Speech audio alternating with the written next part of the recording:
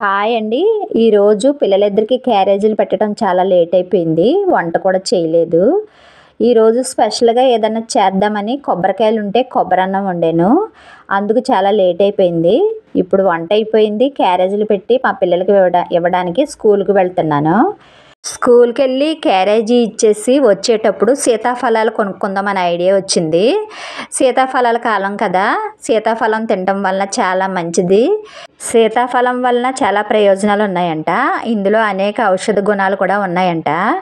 గుండె జబ్బుల నుంచి దూరం చేస్తుందంట ఈ సీతాఫలం. ఏ సీజన్‌లో ఫుడ్డు ఆ సీజన్‌లో తినవలసిందే. ఫ్రూట్స్ కూడా అంతే. మన ఆరోగ్యానికి మేలు చేసేది ఏది వదలకూడదు. ఎంత కాస్ట్ అయినా సరే పర్వాలేదు. మన ఆరోగ్యం కంటే ఎక్కువ కాదు. ఇప్పుడిప్పుడే వస్తున్నాయి సీతాఫలాలు. పరకంటే చాలా కాస్ట్‌గా ఉంది. 12 సీతాఫలాలు చాలా కాస్ట్. అయినా సరే తినాలన్న ఒక కోరికతో కొన్ని పచ్చివి కొన్ని పండువి తీసుకున్నాము. పండువైతే ఇప్పుడు తినేయచ్చు.